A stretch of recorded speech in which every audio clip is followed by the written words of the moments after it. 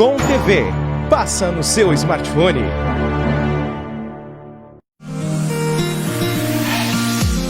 Olá você, tudo de bom? Bom dia, salve, salve Caxias do Sul, toda a nossa região. Estamos iniciando oficialmente a partir de agora mais uma edição do nosso Sabe Caxias by Bitcom aqui na Bitcom TV para você na manhã desta quinta-feira, gelada quinta-feira do dia 9 de julho, ano de 2020. O inverno realmente veio e mostrou, né, a sua face, a sua cara, bastante frio, temperaturas marcando 8 graus e há mais um alerta para o estado do Rio Grande do Sul que fala em frio, muito frio que poderá vir para esta sexta e também para o sábado, com temperaturas podendo chegar a casa aí dos 0 graus. Inclusive, na transição dessa quinta para sexta-feira, poderá ocorrer geada em pontos específicos do estado do Rio Grande do Sul. Somado a tudo isso, muitas pessoas desabrigadas, desalojadas e também, né, pessoas que perderam tudo que tinham, né, com os alagamentos. Tudo isso também chama a atenção de como que essas pessoas farão, né, para recuperar as coisas que perderam.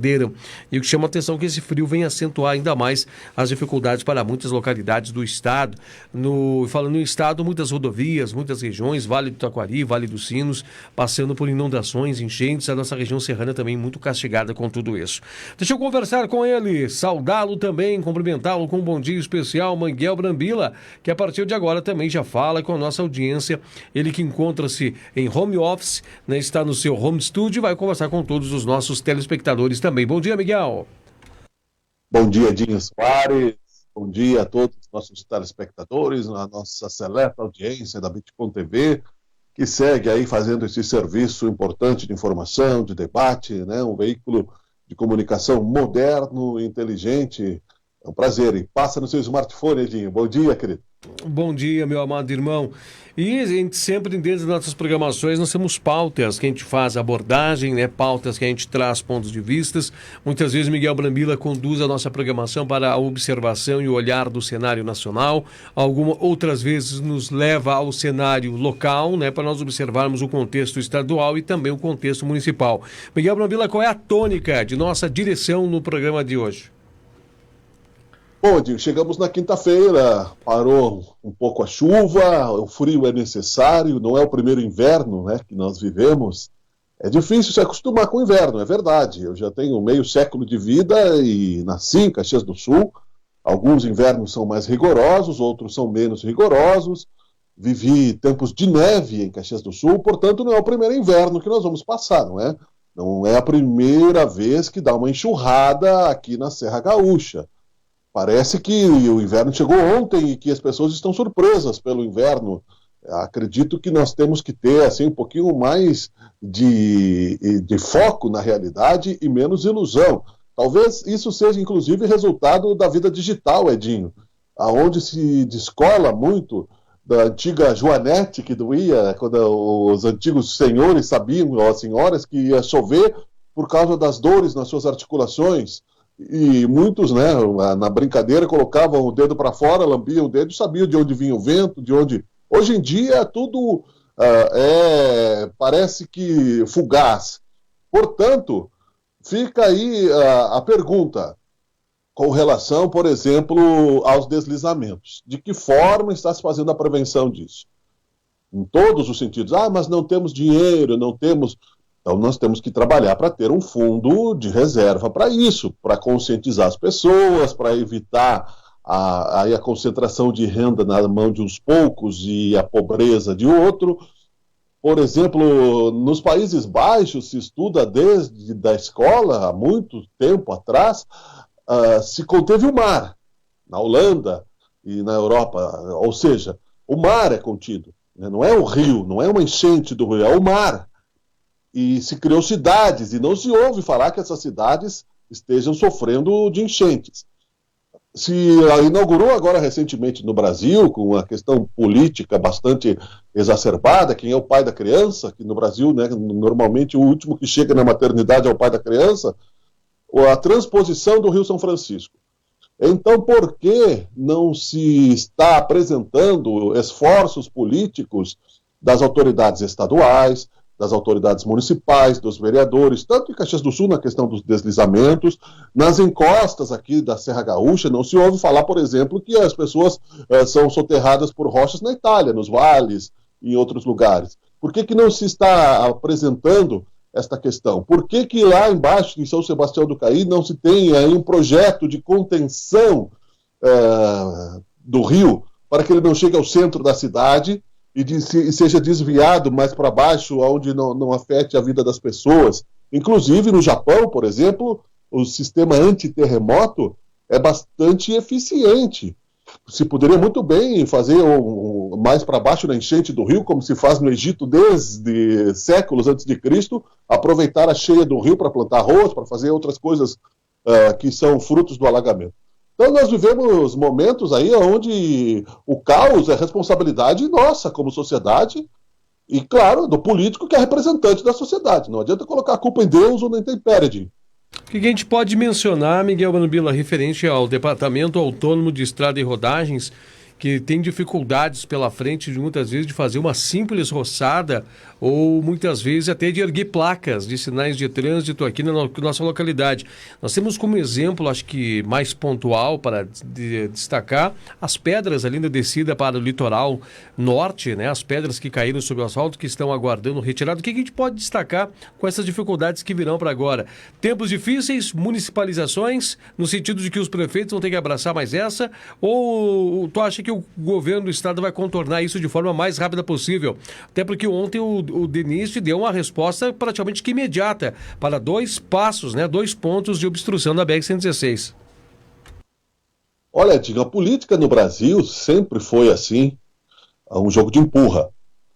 E é muito fácil empurrar para o outro, né? Tira o corpo fora. É bem fácil você fazer de conta que a responsabilidade não é sua.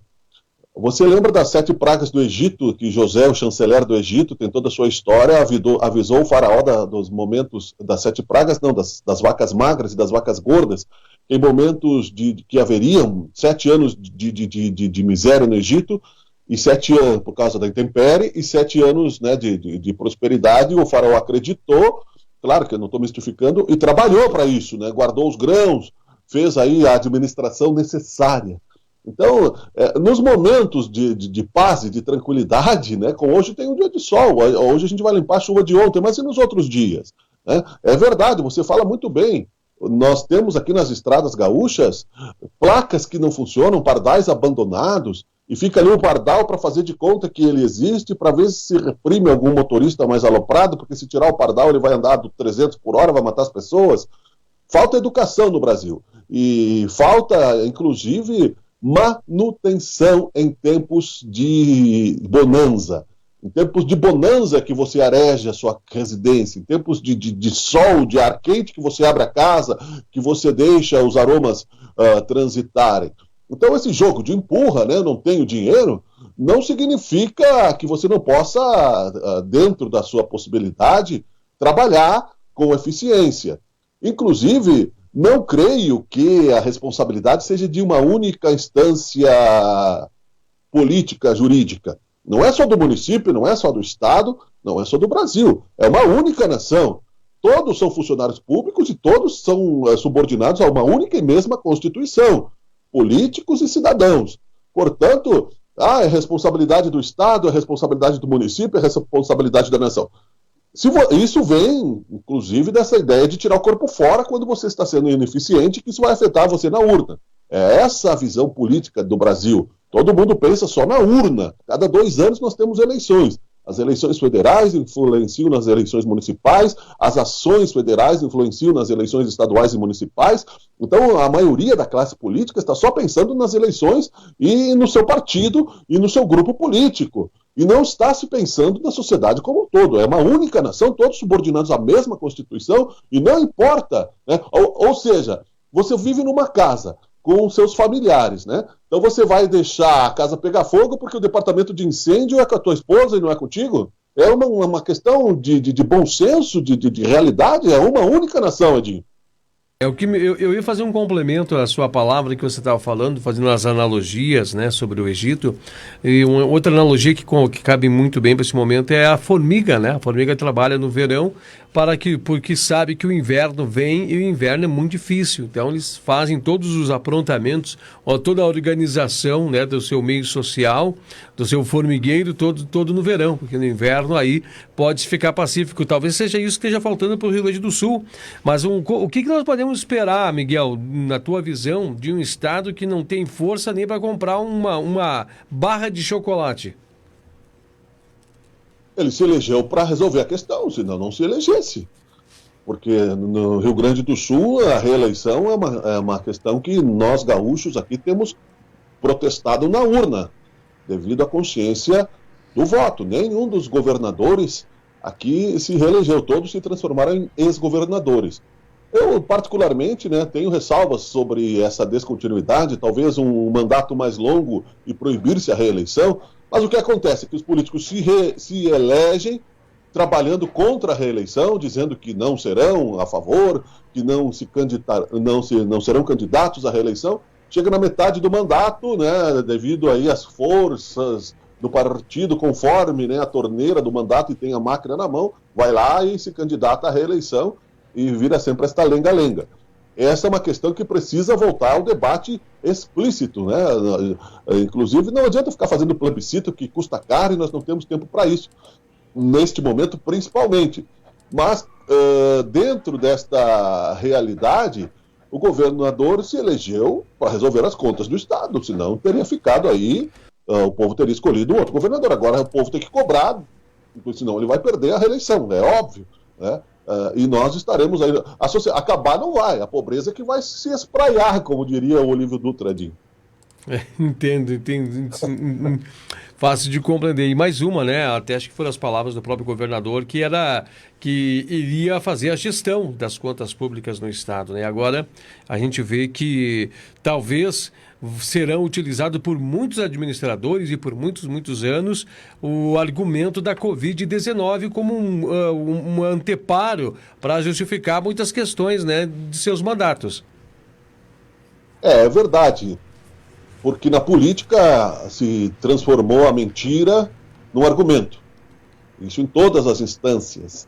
E no Brasil, tanto que se discute a fake news, mas a fake news começou no político que sobe no palanque e mente para a sociedade. E é aquele que, por isso que se tenta controlar a imprensa desde sempre, né? Porque, claro, quando você mente, uma mentira repetida inúmeras vezes, sempre tem aí o cidadão de boa fé que fica em dúvida. Será que é verdade? Será que não é? Qual é a intenção?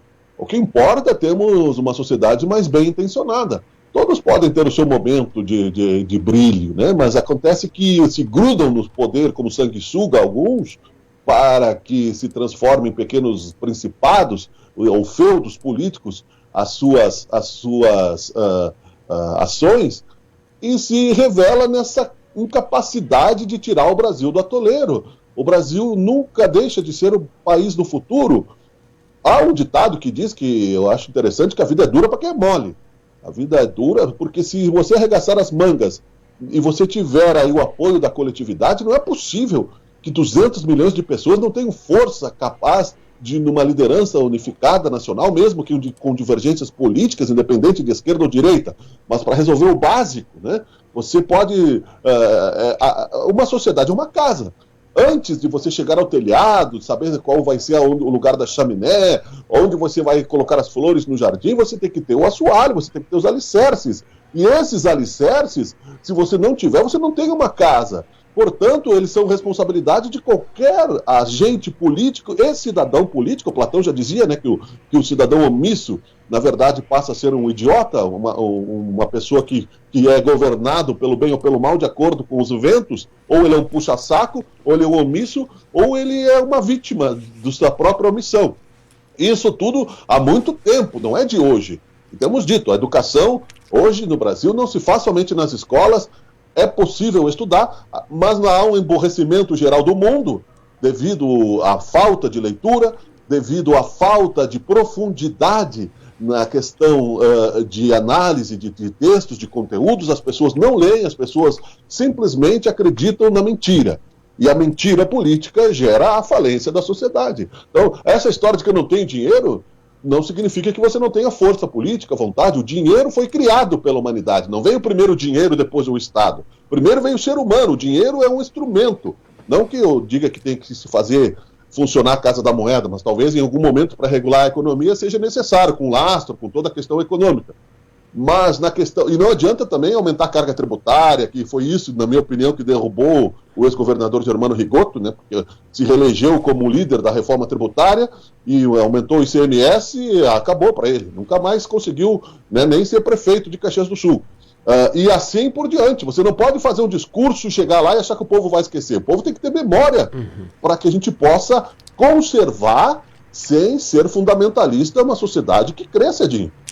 Ok, 11h49, só para destacar que hoje o vice-governador do estado do Rio Grande do Sul vai conceder entrevista à Bitcom TV no horário do Bitcom meio-dia, dando a oportunidade de conversar sobre esses e outros assuntos relacionados a essa situação que nós estamos aqui descrevendo dentro do Sabe Caxias by Bitcom.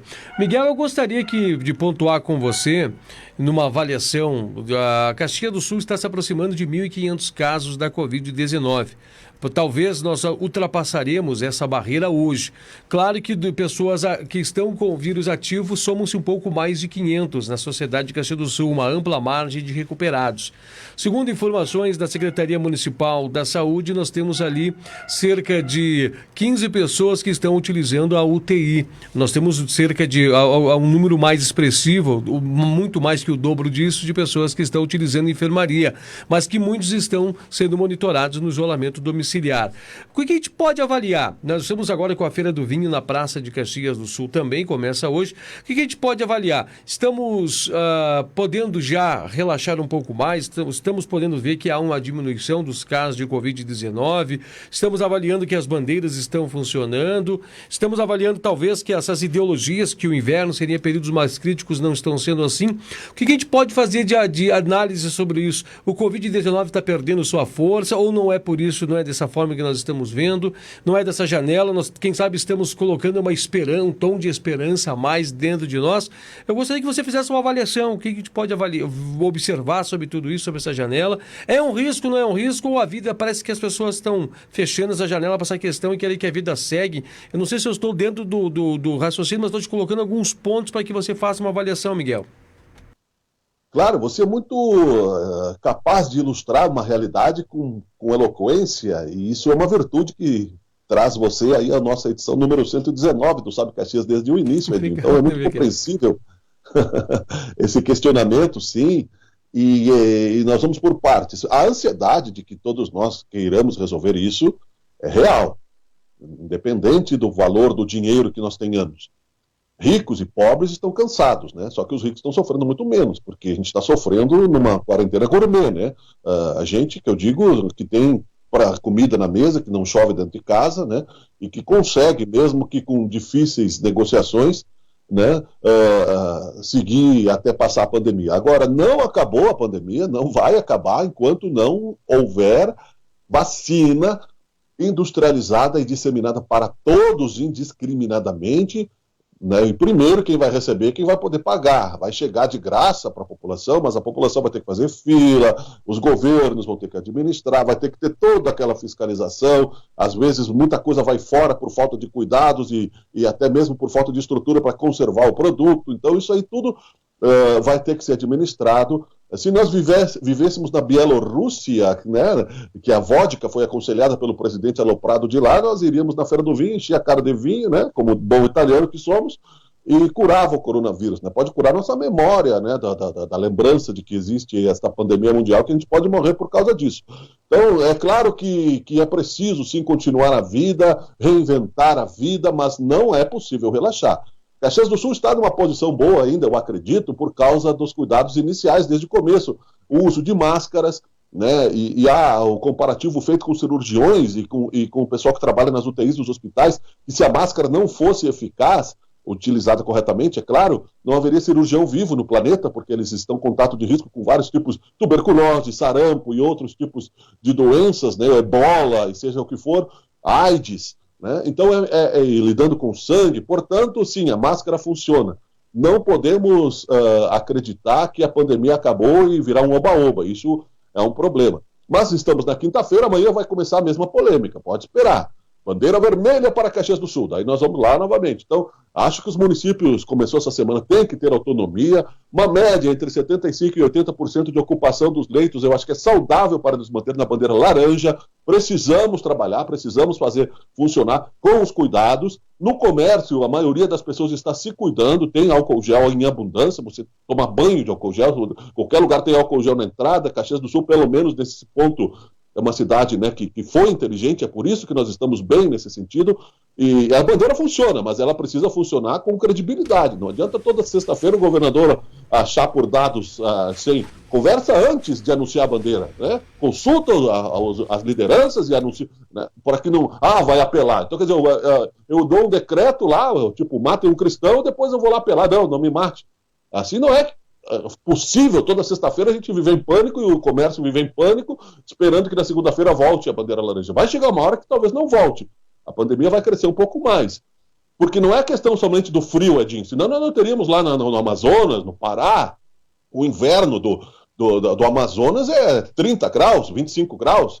Então, quer dizer, essa questão do frio, ela é relativa. A nossa sorte não é simplesmente obra do acaso, mas foi feita uma boa gestão, nesse caso da pandemia, com instituições privadas, inclusive, com respiradores, é criarmos leitos suficientes para que a gente possa estar um pouco mais tranquilo.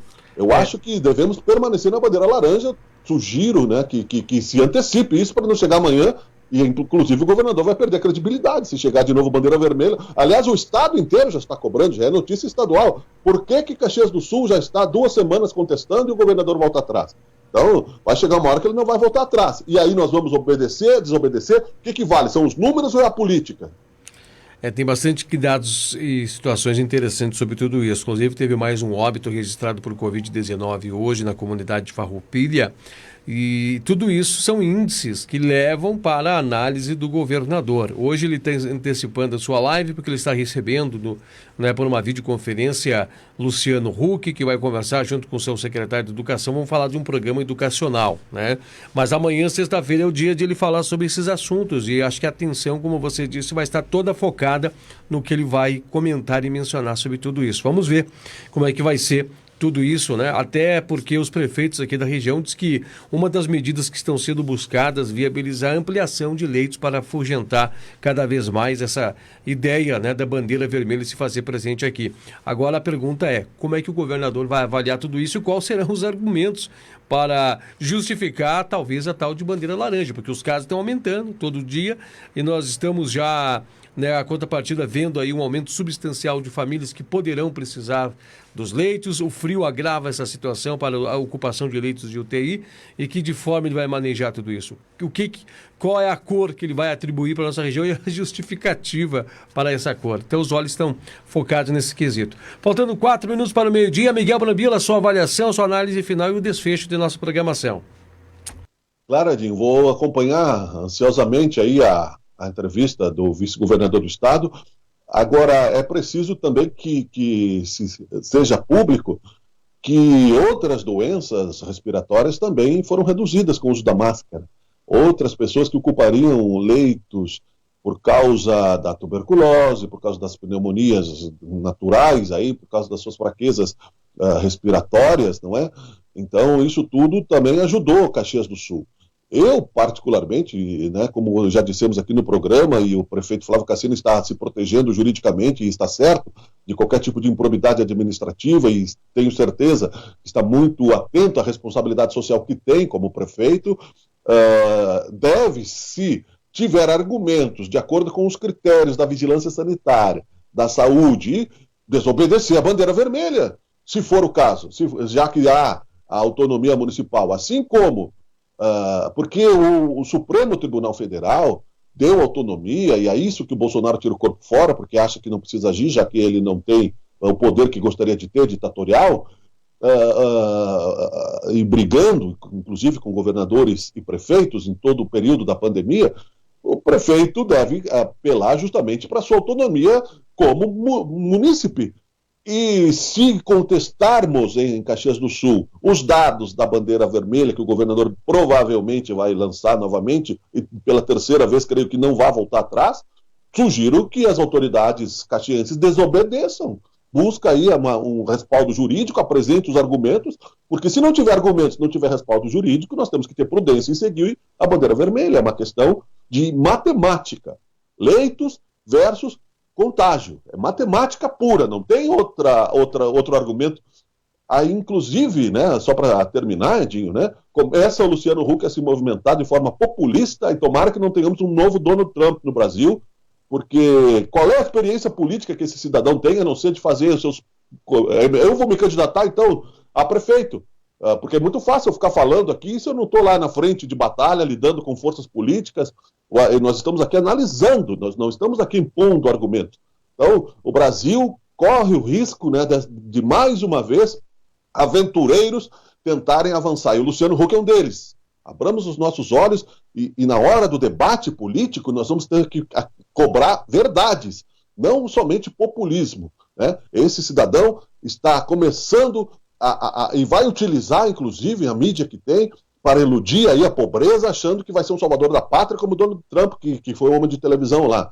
O poder no Brasil seduz as pessoas e leva a gente a esses atrasos que nós temos. Muito obrigado pela audiência, obrigado a todos. Acompanho agora, com meio-dia, a entrevista do vice-governador do estado. A pandemia continua, mas, né, a esperança também, Edinho. Um grande abraço, até amanhã, meu irmão. Ok, assim nós vamos encaminhando então o nosso Sabe Caxias by Bitcom para o seu fechamento, meio-dia em ponto. Grande abraço para vocês, amanhã final de semana, sexta-feira, vamos estar aqui a partir das 11h30, no mesmo horário para mais uma de nossas edições. Grande abraço.